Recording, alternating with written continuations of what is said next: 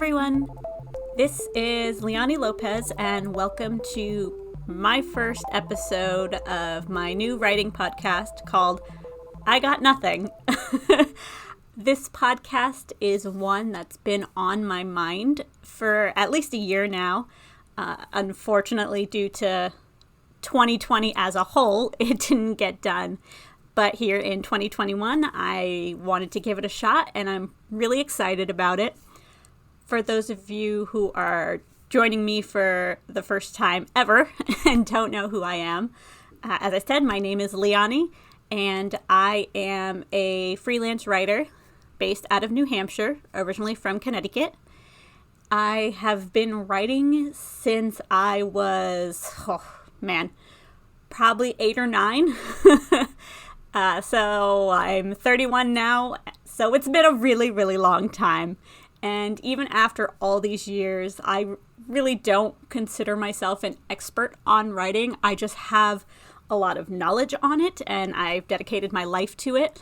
So the idea for this podcast actually spawned when I was talking with my older sister. Anytime we get together, since she lives about 3.5 hours away, we have really, really long chats to catch up and discuss things. And it was during one of these talks that we started talking about writing itself and going on this discussion about like confidence in writing and things like that. And from that conversation, I was like, this would actually be a pretty good podcast. You know, we were going back and forth, then she asked about a name, and I would just kind of sarcastically, flippantly, as I do, was like, I got nothing. And I was like, oh, there you go. There it is. So welcome to I Got Nothing, a writing podcast for exhausted writers.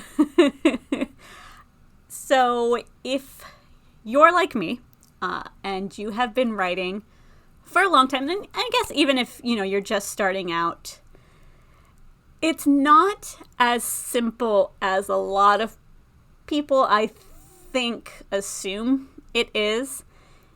I've noticed over the years when I say, oh, I'm a writer, I get anything from eye rolls to super interest in it until I get into details, and then they kind of lose interest because they don't get what I'm talking about. Or I get this a lot, which is pretty standard and has been for the last however many years, about 10 years since I graduated college, is, oh, you're a writer, here, write this thing. It doesn't entirely work that way. Granted, there are some writers that can just write anywhere, anytime, anything, and to them, I salute you, and I would love to absorb your power at some point. But that's not how my mind works in terms of writing. I've tried all kinds over the years, but what I'm more comfortable with and what works for me is fiction writing. It's always been that way. I've tried journalism, not a fan. I've tried nonfiction, again, not a fan. So fiction is really where I feel like I can blossom and share my voice and share the stories that I have to tell or want to tell. And in more recent cases, help other people tell the stories that they want to tell. About 2 years ago, a little over 2 years ago, I was working at a hotel, a local resort in New Hampshire, in the marketing department. I had been working there for, about 5 or 6 years in the marketing department, and then prior to that, 2 years in the reservations department. And throughout that whole time, I also was writing on the side in what little spare time I had between work and being a wife and a mom. And I remember sitting at my desk in this cramped, musty attic office in the corner, hearing a bunch of people on the phones, getting some sensory overload due to my anxiety. And then I remember getting an email from a different department about a marketing situation. And it was something that had already been dealt with previously, and I had already dealt with, but had to deal with again, which was very, very common in that job. And I remember reading the email and sitting back in my chair and going, I just can't do this anymore. And which was very difficult at the time. My husband stayed home with our son, and I worked, and that's the way it was for a while, and it worked out really well for us. Our son's on the spectrum, so one of us always needs to be home with him. And we both decided, once we found out, that we wanted it to be that way. One of us always being home with him. Just for consistency's sake and his growth and what he needed. And so I had that moment and was like, great, what do I do now? And after briefly texting my husband, just being like, babe, I can't. This is literally killing me inside. He said, do what you gotta do. We'll figure it out. And by the end of that day, I had typed up my letter of resignation, and I gave it to my boss the next day. I knew that I wanted to write for a living. I've always wanted to do that. Ever since I realized that could be a thing.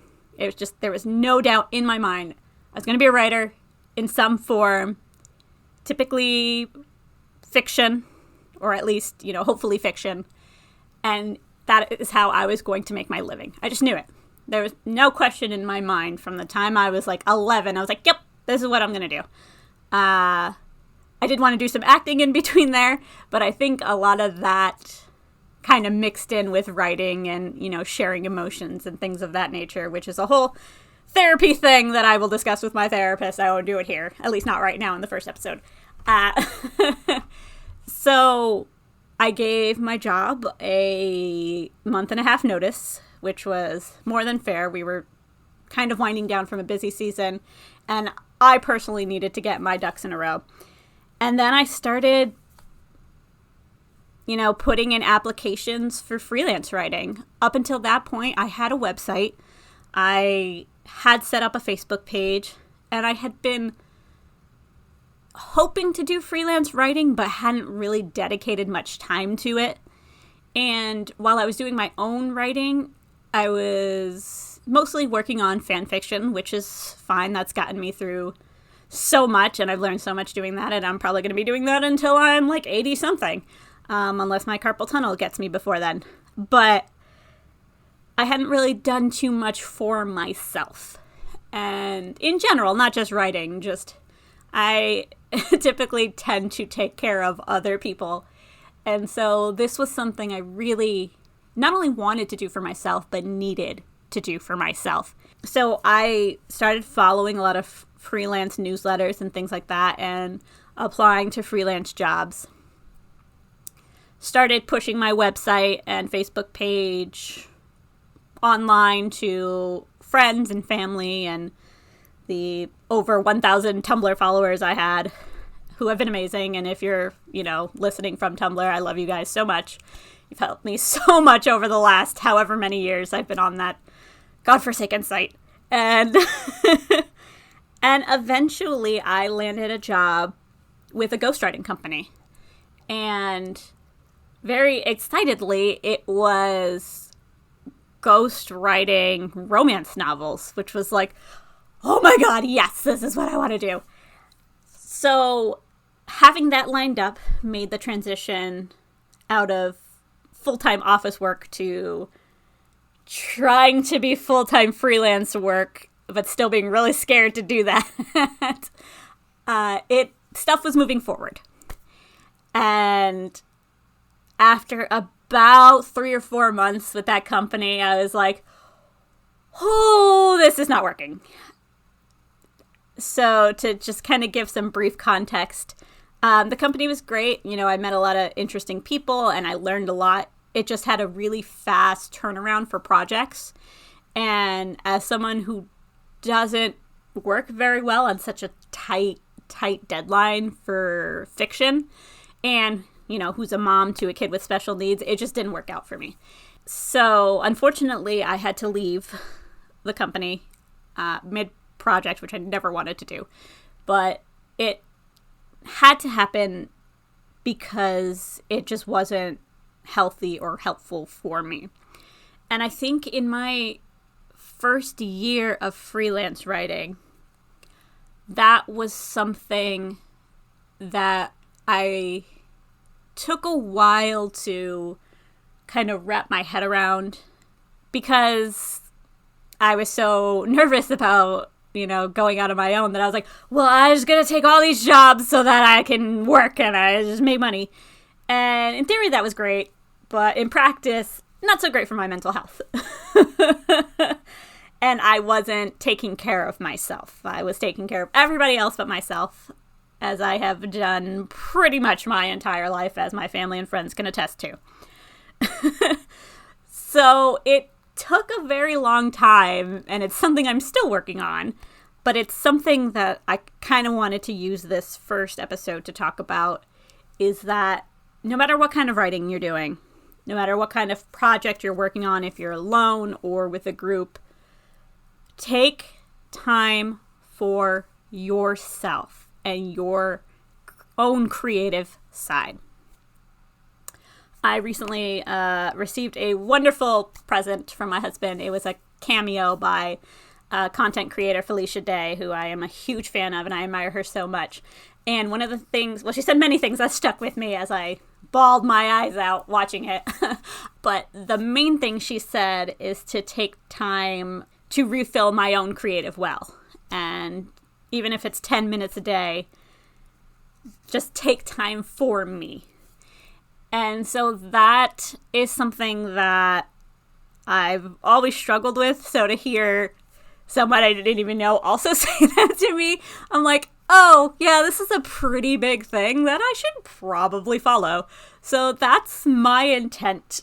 Not just, in general, but with my writing projects and this upcoming year, I am just putting my own voice out there while still helping others' voices. I still do ghostwriting. I work privately now with a specific client, and it's wonderful, and it helps a lot. And this year, 2021, is going to be the first year that I am writing exclusively for work. I did have some part-time jobs over the last 2 years while I kind of got my footing, but now I'm in a good enough place mentally and, professionally to finally just make this work. And as I said earlier, this podcast is part of that and has been for some time. So I guess my main point for this episode and for this, podcast as a whole moving forward is, as a writer, as a creator, take time for yourself. It's so easy, so easy to get wrapped up in creative projects. Those of us who are creative, I'm sure each of us have at least 5 or 6 active projects at one time, sometimes more. And we won't even count the stuff on the back burner or the forgotten first drafts of half a novel that we just decided to stop writing, or several of those in my case.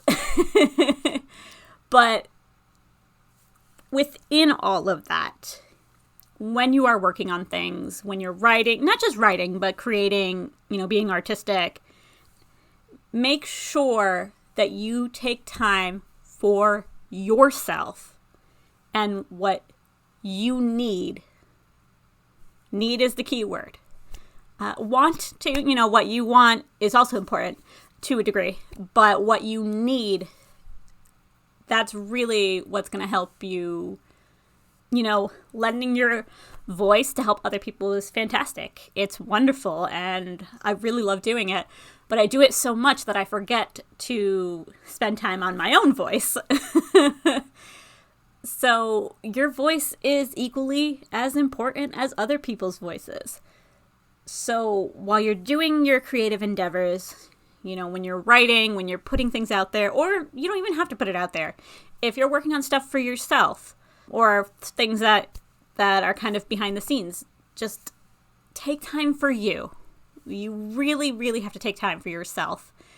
And this is coming from someone who doesn't do that and has learned the hard way that it's really, really bad when you don't do that. And when you do take time for yourself, it opens up so much more.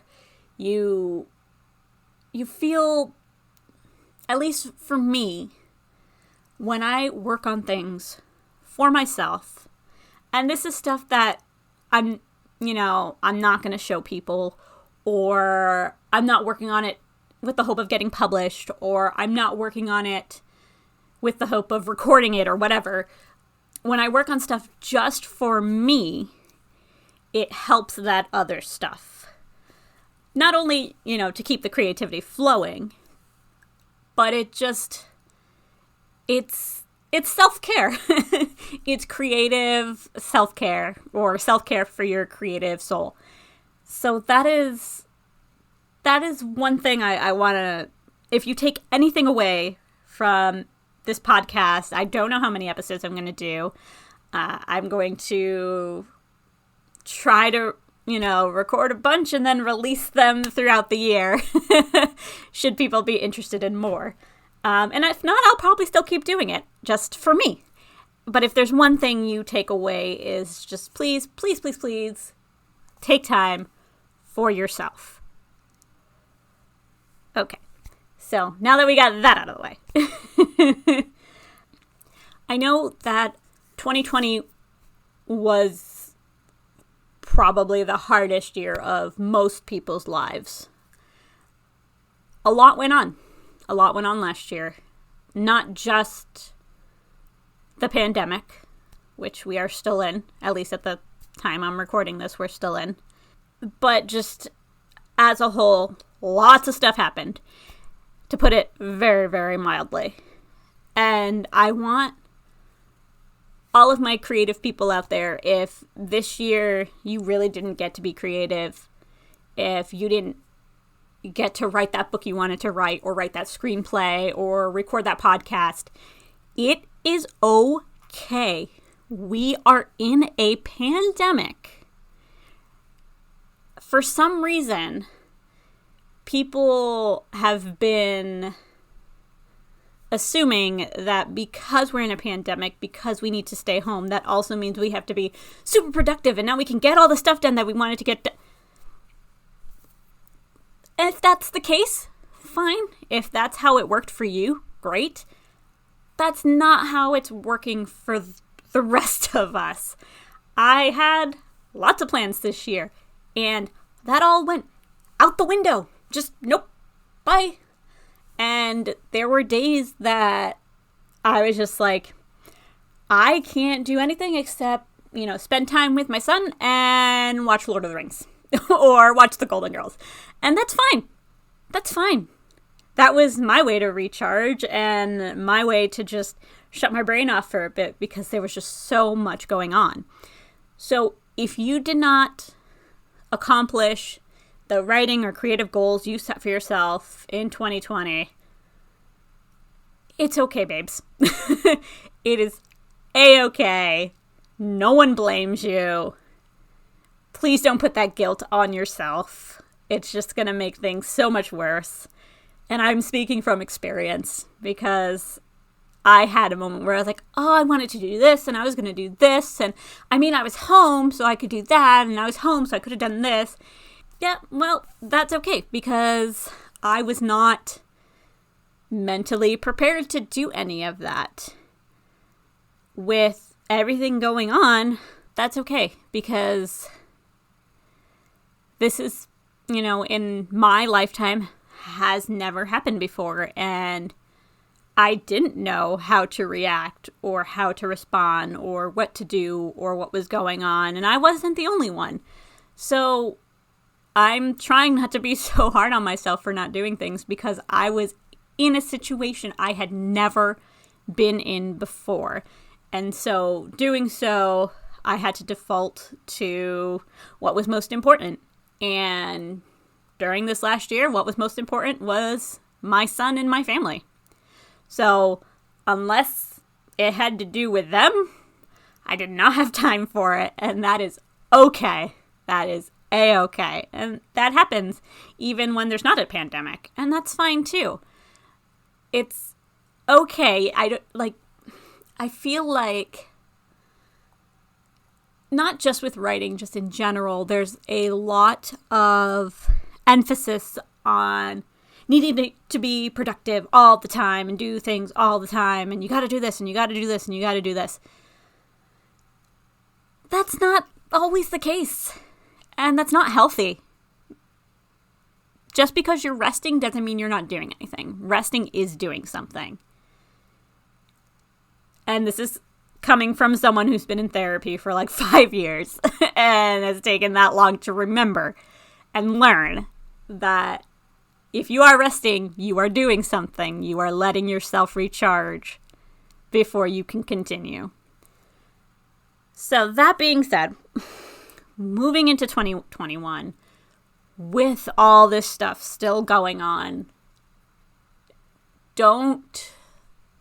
please don't feel like you have to immediately hit the ground running.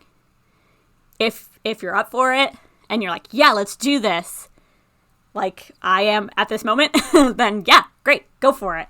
Ride the productivity waves when you can. And if you find yourself slowing down, that's fine. Take a rest, recharge, and get right back to it. And I know I know it sounds easier than it actually is.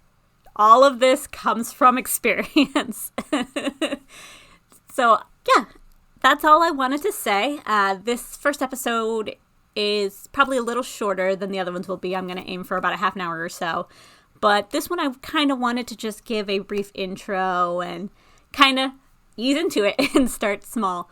So I hope you guys enjoyed it, and I hope you stay tuned for the next one.